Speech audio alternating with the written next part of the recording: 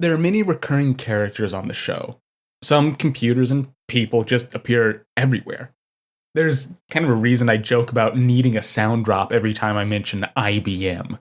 Almost every thread, if you tug long enough, will cross with IBM somewhere. So why is that? The easy answer is that IBM has historically been a very big force in the industry. I know I've said that IBM in its prime was not just a company, it was an institution. While valid, I don't like that answer. It lacks the subtlety and grays that make history so interesting to me. It also doesn't answer the more generalized question of why some computers and characters reoccur so often. The better answer is that computer history is very difficult to study and discuss. Now, let me be extra clear here. I don't say that to make myself sound grandiose, grand though I may think myself to be. Look at it this way. You can't focus on just one thing when discussing computer history. You can't just discuss the history of a programming language, for instance, in isolation. You have to have context for that history to make sense. And when it comes to computer history, that context is very technical. To discuss a language, you need to discuss the state of hardware at the time. Are we in the era where a language is tied explicitly to one specific computer? Are we in the era of portability, or are we in some transitionary period? And those periods don't necessarily have hard and fast dates. How does that context impact the language? Where are we as far as linguistic theory? Do we have more linguists, mathematicians, psychologists, or computer scientists in the field at this time? How do their views impact the language? And what other languages were out there? You quickly spiral into this really tangled web of connections that you have to address to build up the proper context. For any part of the story to make sense, you need to take a holistic approach, which inevitably means you end up needing to do things like learn a language besides the one you're discussing, or learn all kinds of technical details that seem initially unrelated to the topic. For most stories, this web is pretty wide, so we end up running into reoccurring characters. IBM shows up whenever we talk about computers of a certain vintage, or software that ran on those computers. Lisp and Fortran show up almost any time we talk about early programming languages. And when we talk about hackers, when we talk about Unix, the boogeyman is almost always a machine made by DEC.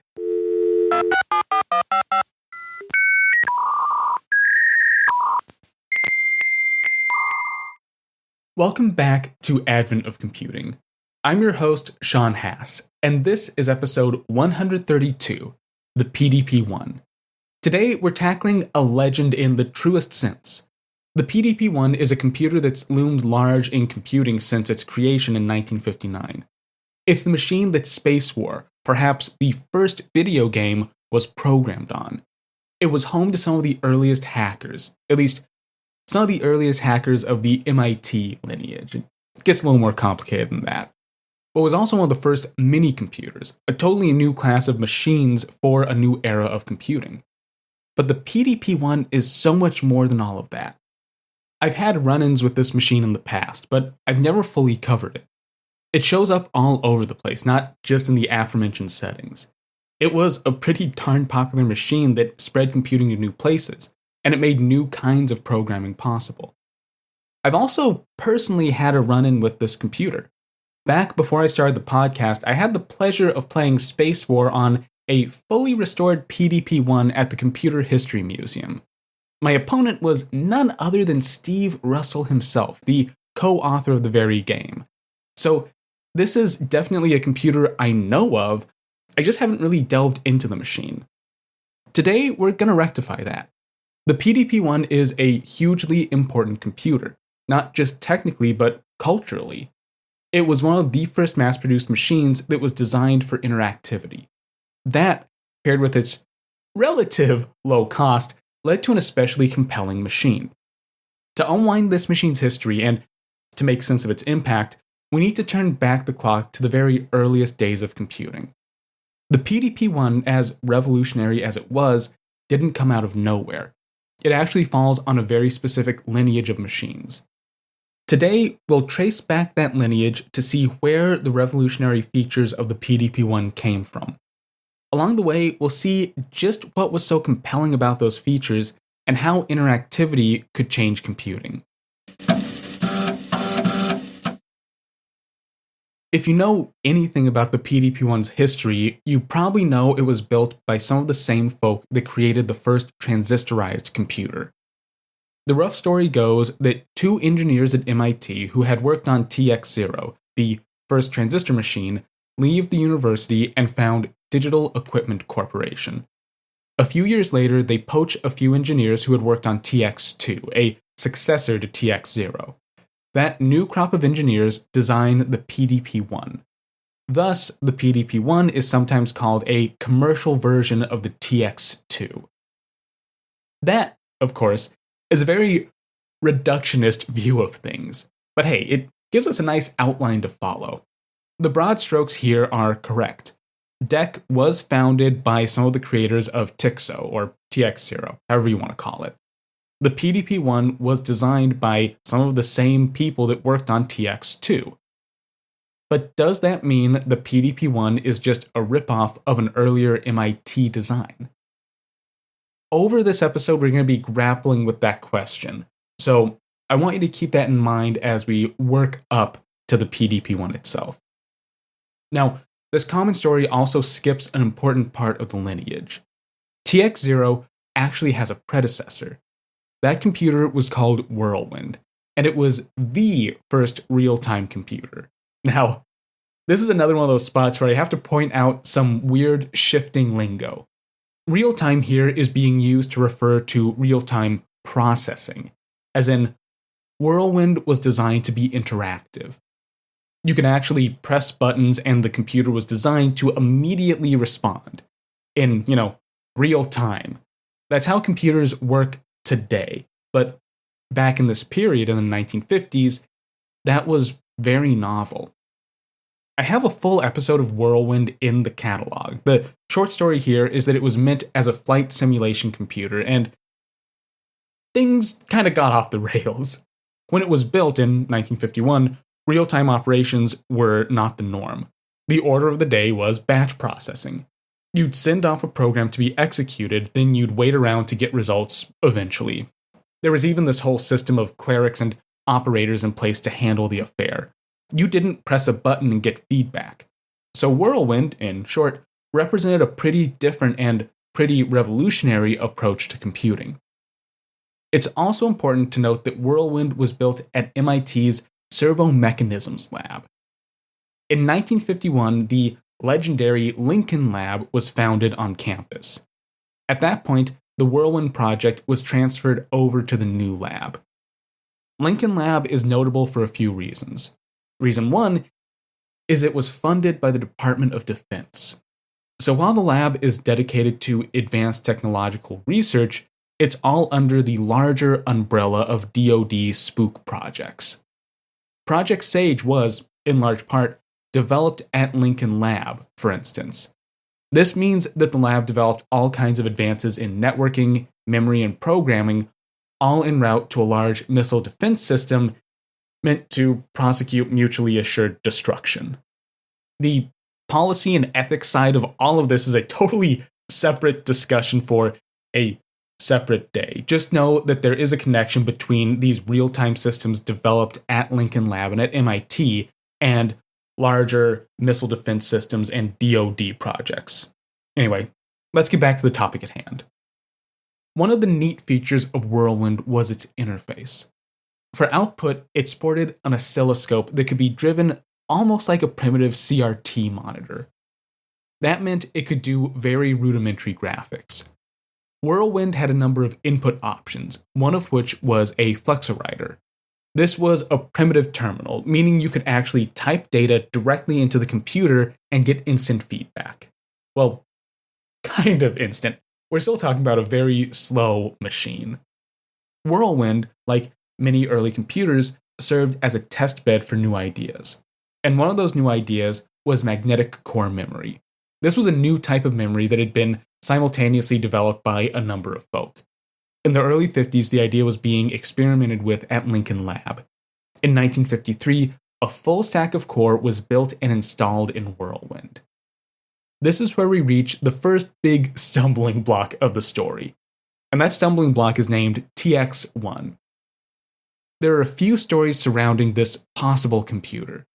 The first is that in the mid-1950s, TX-1 was conceived of as a machine to test magnetic core memory. Whirlwind, after all, wasn't built for core. It had core memory added in later. I'll be the first to admit that may sound kind of dumb. Why would you need a second testbed machine if you already have a testbed? Simply put, a computer's design is very closely tied to its memory. Whirlwind wasn't designed for core. It was actually designed to use this weird electrostatic tube memory. And while it could be adapted to handle core memory, that wasn't part of its deeper design. It didn't have all these tweaks to take full advantage of the new technology. According to the book Computing in the Middle Ages by Severo Orestein, TX-1 was initially planned as a vacuum tube machine that would have been built around magnetic core. This would have meant a more efficient use of memory and an all-around better test bed to see just what you could do with this new style of storage media. But, according to the story, plans changed. In 1953, Philco introduced the surface barrier transistor. This new and faster type of transistor quickly made its way to MIT. By the latter half of the decade, there was talk of a new transistor-based computer. This is where Ken Olsen comes into the picture.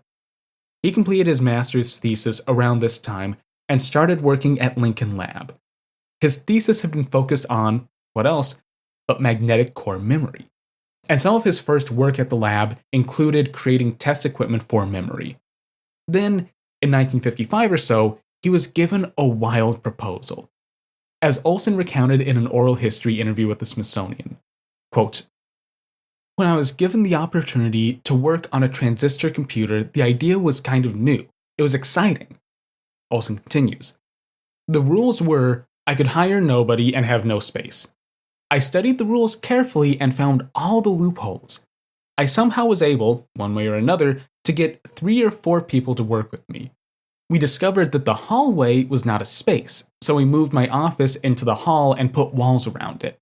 We then traded that space for a space in the basement, which was less desirable, but bigger. With that, we were able to do our work." End quote.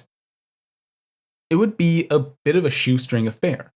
Olsen was able to trick or coerce MIT into pouring a new cement floor in the basement, getting new lighting installed, and they even managed to paint the dreary walls.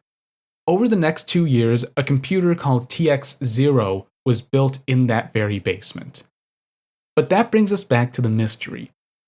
According to Computing in the Middle Ages, TX-1 was already on the books, but once this new transistor project came along, it was dropped. Hence the weird naming convention. If TX-1 was already planned but dropped, it wouldn't make a lot of sense to call this new project, the first transistorized computer, TX-2. So they decremented the value and went to TX-0, or TIXO. But I've become certain that that's wrong. This isn't the right view of history. The story's either a misremembering or maybe it was made up. You see, the TX here stands for transistorized experiment. That doesn't really fit for a vacuum tube machine. That said, this story has been spread around online. So if you see it, you gotta watch out. Just go forward with knowledge. From what I can tell based off interviews with Olsen, TX-1 was the name of an earlier design for a transistor computer. According to Olsen, that design was vetoed because it was too complicated. The design they went with was more simplified, so they called it TX-0. That's one stumbling block, but we're pretty well set up to keep stumbling. The history of TX-0 is a little obscured.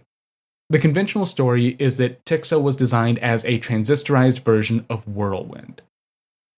But that's also not entirely true. TX-0 seems very similar to Whirlwind. It's another real-time computer with an oscilloscope and magnetic core memory and a keyboard and all that. But design-wise, there is some drift. TX0 isn't just a re-implementation of the earlier machine. Wesley Clark, the co-designer of TIXO, explained in an interview that the machine was meant to be simple. It was designed to be as simple and as small as possible. That was kind of the exciting new thing you could do with transistors besides speed. Whirlwind wasn't exactly a simple machine. There's this wide rift between that approach of making a small, simple machine and the re-implementation story. This isn't the first time we'll see direct lines drawn between computers, so I think this bears examination. TX0 isn't actually a direct successor of Whirlwind at all. Rather, there's a computer in the middle called the Memory Test Computer, or MTC. Prior to the Transistor project, Olson had developed the MTC as a simple machine to test out magnetic core memory. Maybe this is where some of the fabled TX1 confusion comes from. MTC was a vacuum tube machine. It was small, and it used magnetic core. So when it came time to build TX0, much of the experience gained with the MTC transferred over to the new project. MTC had some features of Whirlwind, but it wasn't a direct recreation. It couldn't have been. It had a smaller budget. I think that's like the bottom line here. What I'm getting to is that TX0 is a successor of Whirlwind, but it's not a direct successor. That said, I do want to point out some similarities. First of all was modular design. Whirlwind was built out of discrete chunks or modules. Many of those modules were interchangeable. The idea was, as Olson himself explained, to allow for easier serviceability and testing. If a module broke down, it could be swapped out for a spare. Modules could also be built in bulk. Whirlwind may need, say, 16 of a certain module to run. So you keep 20 or so around to improve downtime and benefit from economies of scale. The actual brains of the computer, then, all came down to how those modules were connected. In this way, it was the sockets and cables that connected modules that actually determined what the computer would do. TX0 would follow this tradition. Its transistor circuits were mounted on separate boards that would plug into the larger machine. The overall computer uses only a few types of these module boards. The other feature to watch out for is microcode. Whirlwind used a primitive form of microcode called the control store. This was a circuit that allowed certain pathways to be selected. Think of it like a very, very sophisticated switch that you could easily adjust. In this way, new instructions could be added just by making new paths in that switch. TX0 used a similar approach, so once again, there's a lineage here, but the later computer isn't just a copy of the earlier one. TX0 became operational in 1956. As far as demonstration units go, TIXO was a huge success. It saw actual active use at MIT, which far exceeded its initial goals of testing out transistors. That was enough to prove that these transistors could actually work in practice. But version 0 was really just a stepping stone. Once it was clear that transistors were viable, Olson, Clark, and their crew started drafting plans for a bigger, better machine. That machine was called TX2, since, TX1 was already taken. This is also where we reach a schism. To quote directly from Olson again, "I was building the hardware. Somebody else was designing the logic, and they couldn't settle down. So after a year or two of that, I got impatient and left. It was 1957. There were a number of reasons for leaving. One was we had published what we had done, demonstrated that you could make computers very efficiently, much better than anything done with vacuum tubes by far. The commercial world just smiled at us and said we were just academic. Of course, today we smile at MIT and say they're just academic. So just showing them it could be done was one of the reasons for going into business." End quote. There's a lot there, so let me unpack it a little. First is the timing. TX2 wouldn't be completed until 1958, so Olson bailed while the project was ongoing. But crucially, he was working on the hardware. Like other Lincoln Lab machines, TX2 was modular, but Whirlwind had these huge vacuum tube modules that couldn't really be swapped out. Tixo was still using experimental circuits and early transistors, so the modules were pretty rough and large. TX2 was now using proven technology. The new modules were smaller, more dense, and more reliable. These modules lead us down an interesting path. That path was called Digital Equipment Corporation. Ultimately, Ken Olsen wanted to make and sell computers.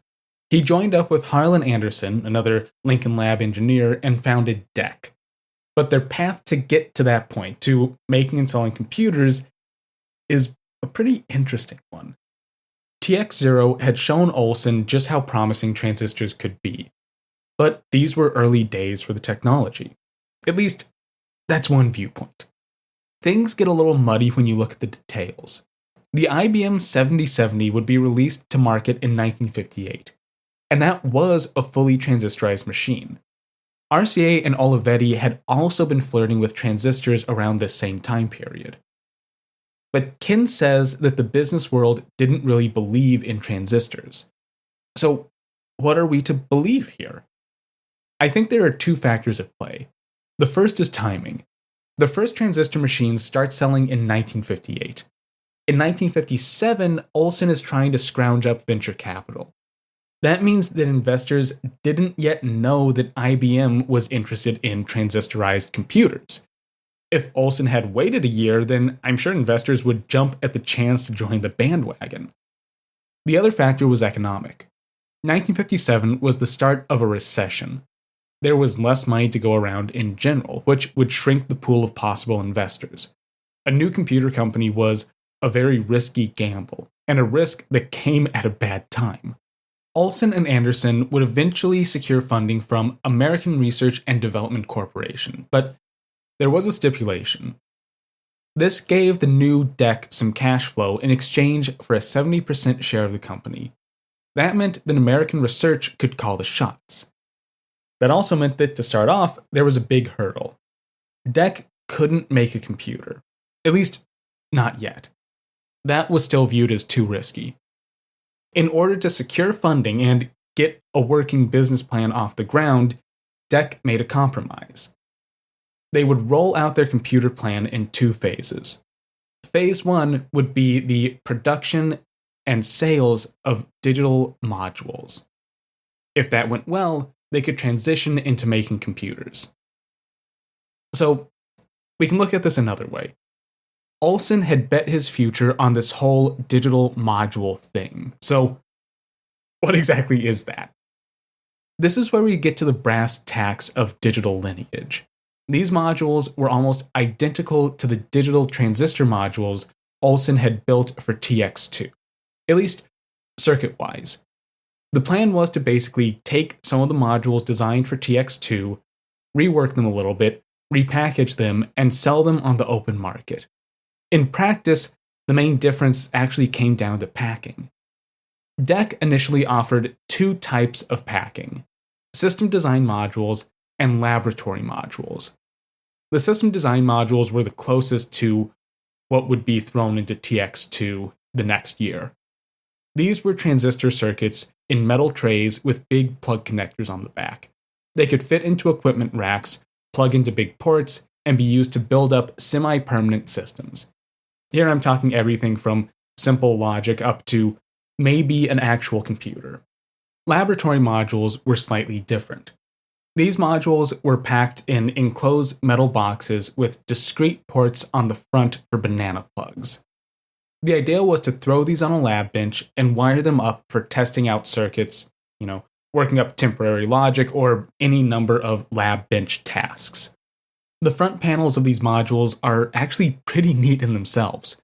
They show a circuit diagram, and the banana jacks are actually in the corresponding spots that you're connecting to on the circuit. You can think of system design modules as building blocks for permanent digital systems, and these lab bench modules as building blocks for more temporary stuff. If you've ever been in an electronic engineering lab, then this probably just makes sense to you. If not, I'll give you a bit more of an explanation. One of the common tasks in an electronics lab is to mock out circuits, or test various equipment. In order to do that, you need easy ways to generate voltages, signals, set capacitances, add loads to circuits. The list goes on. Basically, you wind up needing all kinds of tools for creating quick, temporary circuits. If you're in the analog realm, those tools are very readily available. You have power supplies and signal generators that can do a lot of the heavy lifting. You can add in capacitors, resistors, inductors, and other components using these neat tools called decade boxes. These are discrete modules that have variable, values. One might be a variable resistor, another a variable capacitor. You can change the values using knobs and switches. They're really, really handy. And like I was saying, if you're in an EE lab, you're going to see piles of these boxes either on shelves or on benches. Physically speaking, decade boxes are just big metal boxes with dials and jacks for banana plugs. You could call them modules. In practice, you end up plugging decade boxes, power supplies, and oscilloscopes or multimeters or whatever into circuits you're working on. You wire up those modules to either test out an idea, test out a circuit, or maybe just work through a problem more physically than on paper. DEC's digital lab modules fill a very similar role to decade boxes, just in the digital domain. Instead of wiring in a variable capacitor, you could grab an AND gate or a logical inverter and throw that into a digital circuit. These modules would allow an engineer to apply all the older analog workflows to newer digital technology. So there was an immediate market, and it would be cheaper to get going than a full computer. Thus, the module approach was a lot less risky. The initial assessment would prove correct here. DEC modules sold well enough that the company's backers were ready to sign off on the next phase of the operation. You see, the whole module sideshow actually had two goals. The first was, of course, profitability, to show that DEC had a viable business plan and could actually produce digital equipment, as a corporation. The second goal was to create the building blocks for a computer. This should come as no huge surprise. The idea for digital modules came out of early machines at Lincoln Lab. DEC's existing modules could, in practice, be used to build up an honest-to-goodness computer. In 1959, the company would start down that path, designing a machine using their in-house modules. This is where I get to introduce the next player to the game, Ben Gurley. He was another defector from Lincoln Lab. In fact, DEC would pull him away from MIT specifically to design their first computer. Gurley had designed and built the CRT display and light pins used on TX0 and TX2. He was also heavily involved in the larger design of TX2. I think it's likely that he was the, quote, somebody else designing the logic that Olson referenced in an interview with the Smithsonian. Suffice to say, Gurley was a very good addition to the team. Gurley himself would become something of a legend in the field. He would design this new computer, the PDP-1, in just 3.5 months. That's a wild feat in any era. The initial business plan called for the PDP-1 to be constructed from existing DEC modules. But when that catalog was lacking, Gurley designed the missing modules himself from scratch. The PDP-1 was, in no small part, his machine. The PDP-1 was also the only commercial computer that Gurley ever designed. In a wild series of events, Gurley would be tragically murdered in 1963, just a few short years after the launch of the PDP-1. I think the fact that his tenure in the field was so short further added to his legend. The events surrounding Gurley's murder are strange and, once again, they've been obscured and mythologized. He was shot while eating dinner with his family in his home. His murderer, Alan Blumenthal, was another DEC employee. This would actually happen about a year after Gurley left DEC to work at another company. According to some sources, Blumenthal had expected Gurley to take him along when he left DEC. when that didn't happen, Blumenthal apparently had some kind of mental break. It's not entirely clear because all of the sources that discuss this are, well, they're pretty obscure or secondhand. Some contemporary reports call Blumenthal a sniper, and I think that's most likely due to the historical context. This is partly, I think, what obscures the story and what makes the mythologizing so easy. The murder happened around the same time as the Kennedy assassination. In fact, the magazine Computers and Automation would run a letter from the editor discussing the killings of Gurley, Kennedy, and Medgar Evers as all related assassinations. I think just the title from that piece gives us an idea of how this was viewed. Quote, Computers and Computer People Against Assassination. The combination of technical feats and this early tragic and really bizarre death, I think, combined to make a larger legend around Gurley. All this is to say, we keep entering this weird territory around the PDP-1. We've already hit on bizarre misconceptions and legends in this episode, and that will continue. As such, we have to tread very carefully when we read sources about this machine. So, with that aside, how did the PDP-1 start out? Well, as I've said before, it was all part of DEC's larger business plan. Phase 1 was modules, which would lead to Phase 2. To quote directly from that plan, the initial goal during Phase 2 will be the production of the first general-purpose computer by Digital Computer Corporation. It is anticipated that this will be soon followed by additional production based on orders. A modest expansion of personnel will be made when Phase 2 is entered. End quote. Also, just something to note here that I didn't initially notice. In the business plan, it isn't called Digital Equipment Corporation, but Digital Computer Corporation. As the company actually formed, we'll see that they tried to distance themselves from that computer word, but we'll get into that later. This plan goes on to explain that the computer will be built from system modules, the very same that were designed in Phase 1. Once again, efficiency as always, and risk mitigation.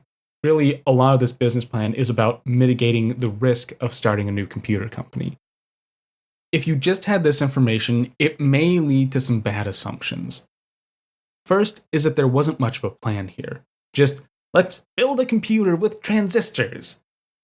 In fact, some sources claim there wasn't a design goal behind the PDP-1. This even shows up in Gordon Bell's otherwise wonderful book, Computer Engineering. But this just isn't the case. In fact, the PDP-1 had a whole host of design goals. To pull directly from this Olson interview I keep using, quote, the goal of the PDP-1 was to introduce a new type of computer to the world. In the tradition that was developed at MIT, where the computer was very simple, very fast, and relatively inexpensive. In this case, the price was $110,000 with only 4,000 words of memory. Because it was simple, easy to use, interactive with the cathode ray and light pin, it could be used by an individual. Someone could afford to sit there and use the computer like we do with a personal computer today. End quote. There is some anachronism there, sure, but there are concrete goals and quantitative goals. You can find similar statements in more contemporary sources, but I just like this quote because it puts everything together. There's not really much left to the imagination. The PDP-1 was going to be cheap, simple, interactive, a single person could use it, and it would be based off earlier work done at MIT. It would be powerful enough for real-time use, but not necessarily a huge, blundering mainframe. It's also worth noting that there are details here, like the price and memory space, that line up with the business plan. This leads nicely into the whole TX2 myth. That is, the idea that the PDP-1 was really just a commercial version of MIT's TX2. I think we've hit the point in the story where we can really start to see how that argument is formed.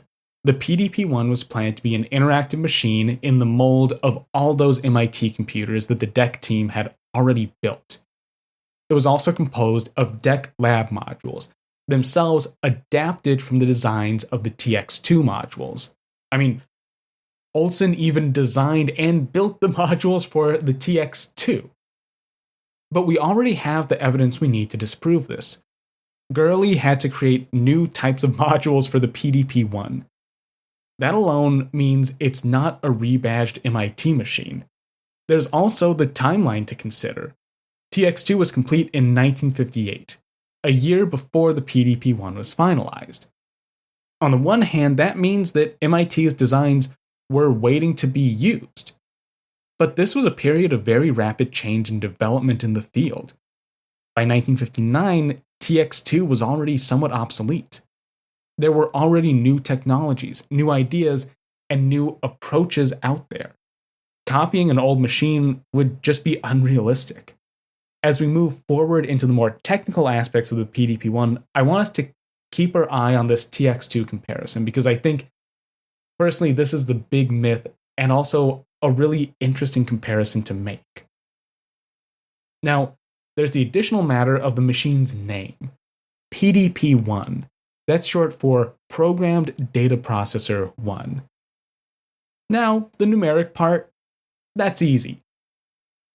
But Programmed Data Processor, what's the deal with that? Well, it's another one of those weird stories that may or may not be true. According to Olson, the name had to do with government contracting.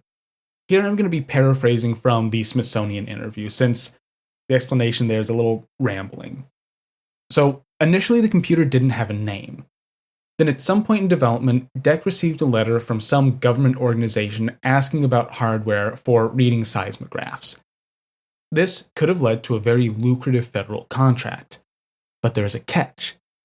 At the time, the feds wouldn't fund any more computer purchases. Olson's solution was to call the new machine something other than a computer. So he figured, it's a programmable machine that processes data, so why not programmed or programmable data processor? I think that makes sense, and it's a fun story. It's a little way to trick the feds, get some extra funding, make a nice contract, and still sell a computer. I've also seen stories that the PDP name was an attempt to make DEC's investors happy. This was all still during a recession, and even after Phase 1, DEC still looked risky. So they said they weren't making a computer, but a programmed data processor. I think some credence there is DEC's name itself. They replaced the computer in DEC with equipment. Once again, that would make sense if the company's trying to distance themselves from this appearance of selling computers. The commonality here is, of course, making their computer not sound like a computer. And this leads me to the third explanation I've seen, and personally the one that I like the most. That's that the PDP name was meant to denote this wasn't a normal computer. In fact, it wasn't like any other computer. Now, I don't know the historicity of any of these stories, but I do know they all have a very certain ring to them. Simply put, the PDP-1 was unique for its time. It was the first computer on the market that was designed for interactivity. It was the first machine to bring MIT's ideas to the public. Interactivity was a bit of a weird pitch at this point. Most big, serious computers were completely non-interactive. They were lumbering behemoths that sat in special rooms with special cooling and power hookups. Digital clerics fed in jobs while lowly programmers had to wait for their outputs to be returned. In that capacity, it makes a lot of sense to call this something other than a computer. And that also lines up with the government contractor story. I mean, you're not really lying if this is a new category of machine, right? Now, that's not to say that interactivity was unheard of. I mean, look at MIT. We've already touched on 3 interactive computers. There were also add-ons that could make machines more interactive.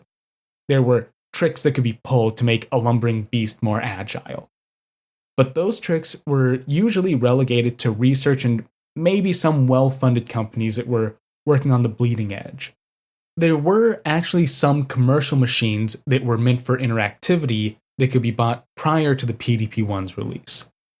The best known is perhaps the LGP-30, a personal favorite of mine. This was, and say it with me now, a small, cheap, and simple machine that could be operated by a single person. Did DEC know about the LGP30 prior to their first computer? Well, if they did, I don't see any record of that. The LGP30 wasn't a hugely popular machine. It definitely didn't have enough sway to change how the world viewed computing. So in 1959, it would have been very fair for DEC to say, oh, we aren't making a computer, we're making something different. To understand that difference, I want us to start at the outside and work our way in. The first obvious point is the one I keep bringing up, interactivity. This feature wasn't just an add-on or a side thought. The PDP-1 was built from the ground up to be interactive. One result is that a PDP-1 installation just plain looks different than anything else. You can actually see this firsthand at the Computer History Museum in Mountain View. That museum has a restored and functioning PDP-1 on display. There's a whole room dedicated to just that one machine.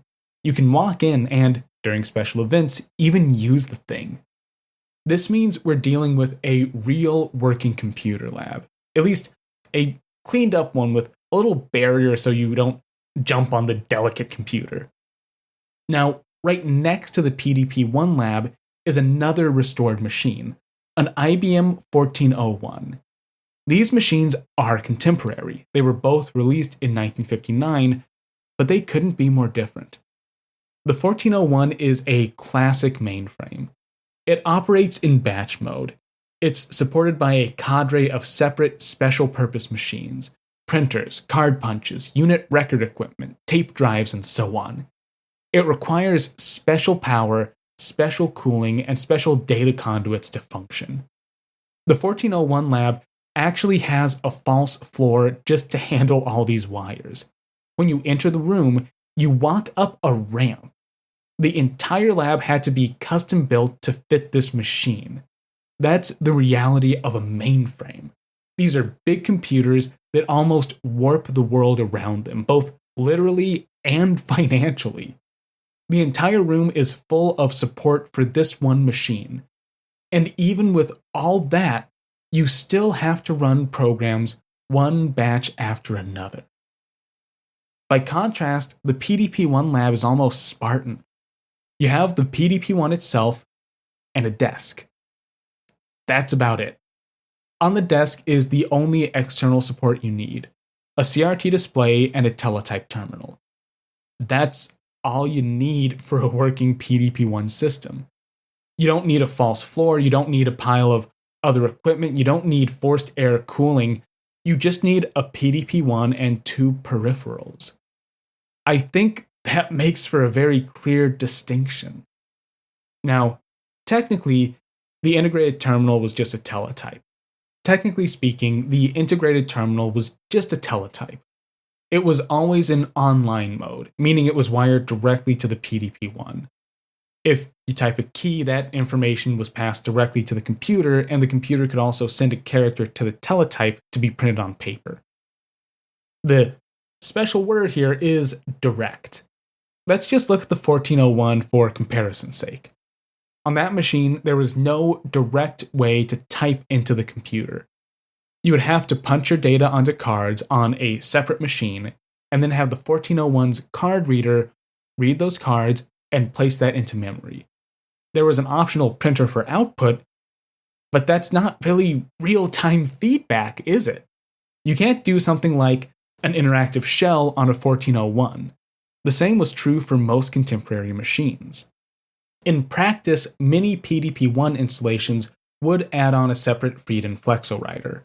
The flexowriter here is set up as this all-purpose input-output device. Call it a Freedom All-is-One. I've talked about flexos before, but I kind of just love the things. They can be used totally offline like a typewriter, or you can punch your keystrokes onto paper tape. You can also read in punched paper tape and print that data to normal paper. The name of the game here really is flexibility. Once again, this would have been something like an add-on, but even with the flexowriter, we're looking at a very small installation. Once again, This isn't like other computers. This continues as we peer deeper, so let us turn our attention to the physical machine itself. The PDP-1 is relatively small, all things considered. It weighs only 1,600 pounds and is all housed in a cabinet that's 8 feet long by 6 feet tall. The 1401, by way of comparison, weighs something like 4 tons. Controls for most mainframes were spread out over a series of different units. But the PDP-1 didn't roll that way. Remember, it's just one machine. All its controls were on the front of the computer. This is still an old school control panel. We're talking about blinking lights and switches, but it's all self-contained. Better still, the peripheral desks can move around. So, check this out. You can set up your display and teletype on either side of the PDP-1's control panel. That means everything you can control or read is within arm's reach. In other words, it's physically possible to operate a PDP-1 alone. That may sound like a small detail, maybe even trivial, but let me assure you, this is wild to see in a computer from 1959. Let's go back to the 1401 next door. That computer has controls spread out over the entire machine room. Outputs can be spit out on the printer or the punch card reader or both. Those outputs are generated on separate machines that are physically separated from each other. Inputs have to be on either punch cards or magnetic tape, but those inputs are processed by separate machines, physically removed from one another. In the case of punch cards, you actually have to go sit on a totally independent key punch to make them. This means operating the 1401, or any contemporary mainframe for that matter, is a more physical affair. If you did it alone, you'd have to be running around the machine room almost constantly. Cards in one hand, tape in another, printed paper in a third. That's one of the reasons that teams of trained operators handled mainframes, and programmers were kept out of the machine room. The very act of using a mainframe is different from the act of programming a mainframe. So a neat little control panel flanked by I/O devices was a huge departure from the norm. This also changes the culture around computing. You don't need operators if you can just sit down and program the machine. That's one of the reasons that hackers flock to PDP-1s. You know the story of someone staying up into the wee hours of the night working on a computer, only leaving the machine room at dawn? That becomes possible on these newer, smaller machines like the PDP-1. You can't do that on a mainframe where your operations are mediated by operators. The other device of note here is the high-speed paper tape punch. This is the main I/O device of the PDP-1, so much so that the two are pretty closely associated. The combo punch and reader is integrated into the front of the PDP, right above the control panel. So, once again, we're within arm's reach. We have this little world for the hacker and programmer to live in. What makes this tape drive special is that it used Fanfold paper tape. This is a long feed of paper tape that's been folded up like an accordion. Once again, we have a bit of a mystery here. Fanfold tape was relatively unique. There were actual prototypes of the PDP-1 that had built-in magnetic tape drives, which would have been a more mundane option. But the final model ends up shipping with this weird form of paper tape. Why? Well, I'm not super sure, but my gut feeling is it was a matter of cost. Here I'm turning to Gordon Bell and his book Computer Engineering. He was an employee of DEC in this period. He explains that there were cuts made during the prototype process in order to reduce the cost of the PDP-1. Apparently, some early prototypes included a CRT in the control panel, but that was scrapped in favor of a separate unit to save on base unit costs. While he doesn't explicitly mention the magnetic tape drive, I think it would be reasonable for us to assume that that was also cut for the same reason. But then, why move to Fanfold paper tape? I honestly don't have a good idea. It's a weird choice, and I haven't found much reference to it in the sources. My guess would be maybe physical portability and ease of use. One of the upsides of Fanfold tape is it's easy to store without damaging. You also don't need anything like a spindle or reel to hold the tape. This makes it pretty nice for storing small programs. The hypothesis also works well with a bit of business around the PDP-1. DEC would, in time, sell and ship software alongside their new machine. But that's getting ahead of ourselves. We still need to talk about the specifics of the machine itself, from the inside, that is. I could take up the rest of the show going over the intricacies of the PDP-1's design, talking about each register and bus in detail, but I think that would be a wasted effort. You can find the full designs online pretty easily. Other folk have spilled plenty of ink about it. Rather, I want to look at a few details and how those measure up in context. And ultimately, I want to come back to one of those central myths. That is, of course, is the PDP-1 just a TX2 in disguise, or is it something else entirely? Let's start with something fundamental: word length, or put another way, the natural size of data that the PDP-1 operated on. Or put yet another way, bitedness. I know, it's one of those all-pervasive qualifiers for a computer. Word size is one of those core choices that impacts the rest of the machine. It dictates what kind of math it can quickly compute, what kind of data you can pass around, how buses are shaped, how its lights are laid out, and even what kind of memory you can use. So it's fair to call it a big deal. The PDP-1 used an 18-bit word. You could also just say it's an 18-bit machine. That means that its buses move around 18 bits of data at a time. Its memory holds 18 bits at each address, and its math circuits are designed to operate on 18-bit numbers. So the question becomes, what's so unique about this word size? A modern gut reaction might be that 18's weird because it's not a power of 2, 8, 16, 32, 64. But we are in the pre-IBM 360 era, so it's very common to see word lengths that aren't powers of 2. So that's not very weird. The bigger flag for this era is that this is actually a very small word size. Now, to be totally fair, word sizes were all over the place in this time period.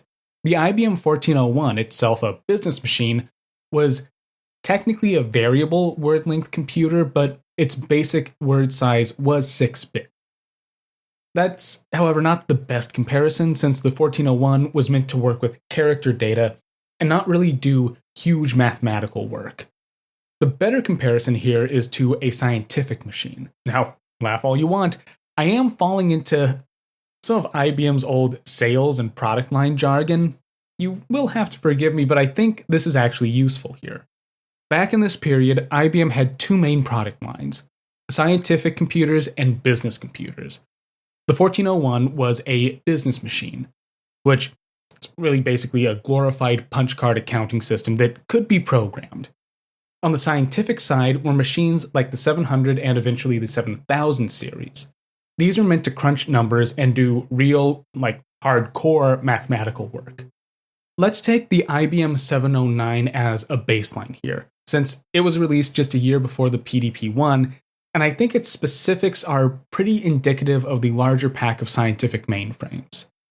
The 709 used a 36-bit word size.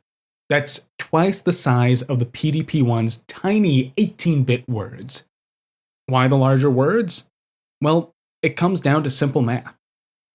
A 36-bit word allows for pretty good mathematical precision. You can represent a 10-digit decimal number with a few bits to spare. If you get crafty, you can even represent larger numbers within 32 bits of storage. Since the 709 is designed with these wider words in mind, that means it can very quickly add, subtract, or even multiply large numbers. Taking the sum of two of these 32-bit numbers would be a single operation. This becomes hugely important if we're talking about things like simulation models. When simulating physics or chemistry, precision is crucial. You need numbers with a lot of decimal places. The ability of the 709 to natively support highly precise numbers meant that it was able to burn through simulation software. At least, this represents an older approach to performance for this kind of software. Compare that to the PDP-1's dinky 18-bit words.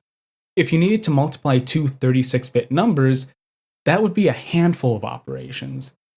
First, you would actually have to use 4 locations in memory, since each number would need 2 words of storage. You'd have to multiply the first 18 bits of each number, then the second, you'd have to account for carry, overflow, and underflow. In short, it would be slow and require extra software when compared to the same operation on an IBM 709, or any machine with a larger word size for that matter. Then, why would you go for the smaller registers? Well, tradition, of course. Earlier MIT machines, namely Whirlwind and TX0, also used small word sizes.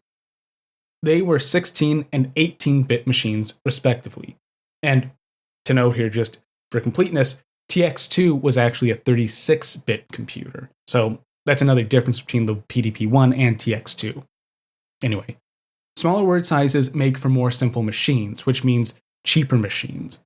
They're cheaper and quicker to produce. That becomes a huge consideration, especially when you're trying to sell a computer. But, of course, this comes at the cost of performance when dealing with larger calculations. To get around that, the PDP-1 operated at a relatively high clock rate. Now, once again, this is one of those confusing quantifiers. All computers have some clock rate that they operate at. It's the cadence at which bursts of electrons travel down wires. A faster clock rate doesn't automatically translate to a faster computer. It just means that certain operations take a shorter amount of time. The PDP-1 operated with a clock rate of about 187 kilohertz. That was limited by the speed of memory access. In theory, I think the transistors could have been driven in the megahertz range, but magnetic core memory was relatively slow compared to transistors. The IBM 709 doesn't have a published clock speed, but I can make some extrapolations. The reason there's not published clock speed just comes back to how older computers were talked about. We don't have the same kind of standardization that we have today. A basic instruction on the 709 took 24 microseconds to compute, which we can translate to 44 kilohertz. Memory access on the machine took just 12 microseconds for a best case speed of 88 kilohertz. Either way, that's much slower than the PDP-1's clock cycle. So, in theory, the small word size may not matter. You may need to shuffle around data to handle larger numbers, but you're running fast enough that it could be fine. This is another example of how the PDP-1 just wasn't like other computers. It's a very different approach to performance and a different approach to computing, fundamentally.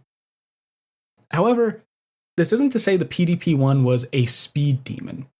A stock PDP-1 did not support multiplication or division in hardware. That meant that to handle anything more complex than addition, you'd have to write a good amount of code.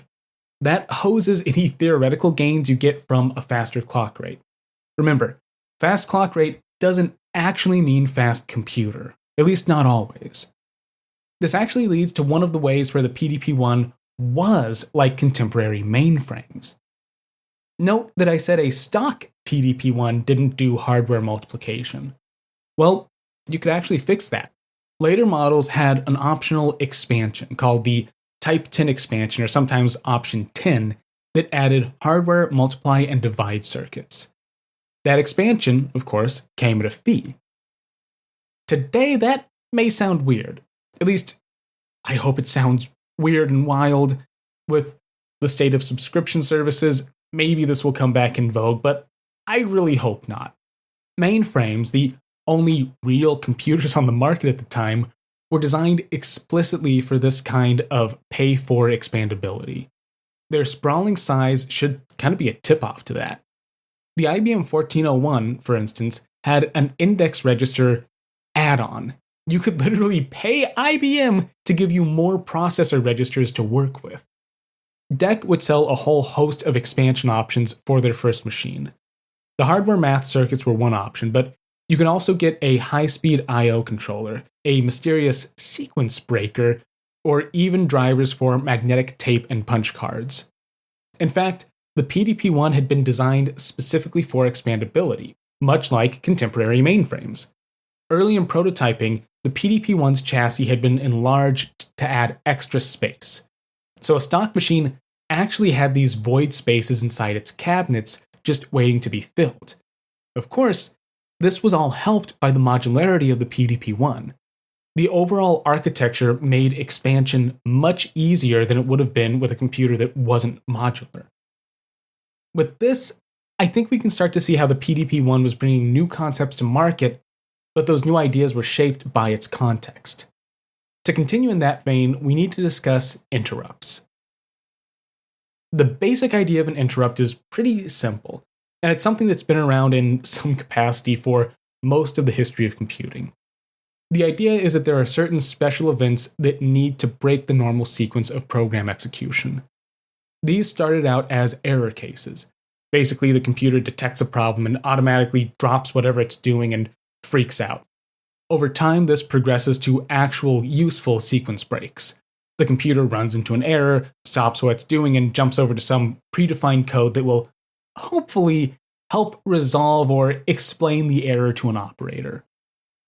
It gets cool when we get to hardware interrupts. This feature starts to be developed in the 1950s, around the middle of the 50s. The idea is you have a pin on a computer that if you send a signal to, will trigger an interrupt. It will make the machine throw up its hands and stop what it's doing, and then jump to some special code. Once it's done running that special code, often called an interrupt service routine or an interrupt handler, then it goes back to whatever it was working on before it was interrupted. This is one of the primitive building blocks of multitasking. That can all sound a little abstract, so let me give a more concrete example of how this works. And I'll do that by way of a question. How does a keyboard actually communicate with a computer? Let's look at this first without interrupts. You have a keyboard. When a key is pressed, it sends out a signal over some sort of bus. Without interrupts, the only way to handle live keyboard inputs is using some kind of waiting loop. You check the values on that bus. If anything is there, you copy it into some buffer in memory, then you clear the value on that bus, then you do it again, and again, and again, and again, and again. This is a very computationally expensive routine, since a user doesn't constantly hammer out a perfectly formed string of characters. You're going to have lots of cycles of that loop where nothing happens, where the user is just sitting there going, what comes after the A? Oh, do I need a semicolon? That also means that you're going to have all these loops where the computer is doing nothing of value. All it's doing is turning electricity into heat. If you need to get keyboard inputs while a program is running, well, forget about it. A lot of processing power is eaten up just waiting and checking for key presses using these kinds of loops. So you have to try and squeeze in calculations during iterations of that loop. But you can't run too many operations, because if you miss too many cycles, you can miss a key press. The waiting loop, I think we can see, is a flawed approach. Now let's add hardware interrupts and make a slight modification to the keyboard. Now when you press a key, a value is put onto some bus, and the keyboard triggers a hardware interrupt for you. When that happens, the computer stops, reads the value off the bus, and puts that into some buffer in memory. It clears the bus, clears the interrupt, and then gets back to work.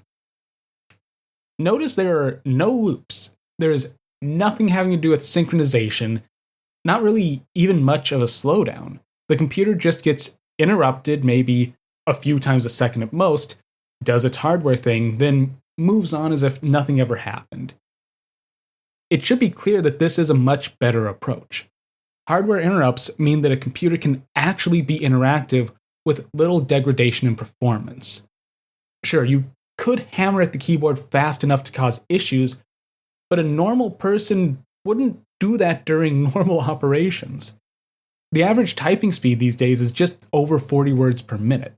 So in most cases, interrupts will perform better than the older loop method. Perhaps it's no wonder that interrupts show up at MIT and at DEC. The TX2, the very machine that Olson and company were working on before DEC, sported a surprisingly sophisticated interrupt system. TX2 implemented priority-based interrupts. In this scheme, there are multiple different interrupt lines, and there's a hierarchy between those interrupts. These different lines were used for things like tape drives, I/O errors, timers, and external communications, even with other computers. Each interrupt fell on a hierarchy, so more pressing interrupts were processed before less important ones.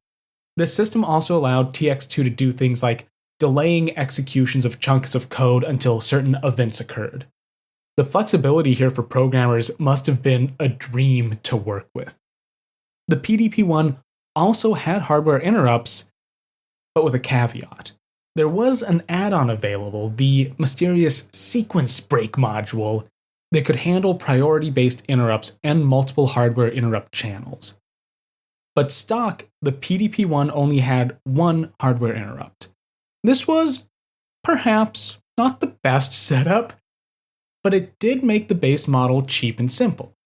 In practice, this meant that the PDP-1 only had one interrupt routine that had to figure out what the actual interrupt that was triggered was about. But, that's enough to work with. The most visible use for this interrupt was, of course, the keyboard. That should come as no surprise. Just one interrupt line meant that the PDP-1 could be much more interactive than other large machines. Yet again, it's not like other computers. It's using its specific design to make it more interactive. This also let the PDP-1 do a cool data shuffling trick. It could use the interrupt line to asynchronously handle data transfer to and from input and output devices. I want to explain this just a little bit because I love these kind of neat little tricks. Remember how I explained keyboard interrupts? That same setup could be used to read data into the PDP-1's memory. Just hook up some kind of drive, maybe even the paper tape drive from a flexo writer, and set it to fire an interrupt when a new chunk of data was ready. Then the PDP-1 could read in data while also running other programs. In that way, the same feature that helped make the computer more interactive made it more capable and more flexible. Let's just take quick stock of all these features. The PDP-1 had a small word size, a fast clock rate, and a single interrupt. All of those made it stand out among commercial machines. Features like modular design and expansions were more in line with existing practices, but overall, this was a very unique and small computer. So we must ask, yet again, was this just a commercial version of TX2? By this point, I hope we can all agree that no, the PDP-1 was its own machine. That said, it was definitely a descendant of the TX2 and really all MIT computers that came before it. Here's the last little neat wrinkle to the story, and I think it really is the last twist I have in me. In the slow march of progress, we expect every new machine to be bigger and better than its predecessor, or rather, smaller and faster. That should mean more RAM, faster processing, more features, that sort of thing. Call it strict improvements over time. That's not exactly the case with the PDP-1. DEC's first computer is much less capable than TX2. The TX2 had 320 kilobytes of magnetic core. The PDP-1 had 4. TX2 had tiered interrupts with priorities and multiple lines of input. The PDP-1 had 1. Word size was smaller, there were fewer instructions, there were even fewer internal registers. The PDP-1 only had 2 registers for programmers to work with, which in any era is not a whole lot. So looking just at the numbers, the PDP-1 is a downgrade. Maybe call it a regression. But it's not necessarily the numbers here that are important. Everything else around the PDP-1 was a vast refinement over MIT's earlier machines. For one, the PDP-1 was actually manufactured at scale. A total of 53 of these machines were sold, which, that's not a huge number, but that's a lot better than the one TX2 that was built. This is the whole commercialization aspect of the machine, and I think it's why folk like to call it a commercialized version of TX2. It took the technology that was used in TX2 and all the other machines over at MIT, it refined and reformed that technology into a new kind of machine. And that machine was something that could be mass-produced and sold. Part of that commercialization was technical, like the industrial design and expandability, but part of it was less so. Here I'm talking about things like support and software. The classic bundle around any computer, really. DEC would provide software along with the PDP-1. In fact, there's this great story about some PDP-1s shipping with the game Space War preloaded in magnetic memory. In practice, however, this was more often a matter of providing tools for new users. Almost directly after release, DEC shipped out assemblers for the machine, which allowed for easier programming. Debugging software was also in the mix pretty early. DEC actually spent considerable time and human effort figuring out what kind of software they needed to provide and sell. That's just one aspect of the whole project, but it's something that was never even factored into the life of TX2. The PDP-1 was a machine meant for use by researchers and in labs, but it wasn't a research machine, if you catch my meaning. It was a pre-made machine that was ready to use. That gave DEC a whole new world of things to worry about, software being just one aspect. So maybe it's no wonder that the PDP-1 is physically and architecturally so different than the machines it grew out of at MIT. It's clear to see from all this how the PDP-1 was revolutionary when compared to other companies' computers. It was cheaper, smaller, and thus more accessible than any other machine. Its interactivity made it a totally new type of computer. But the technology itself wasn't some bolt from the blue. This revolution came on the back of years of research and evolution done at MIT.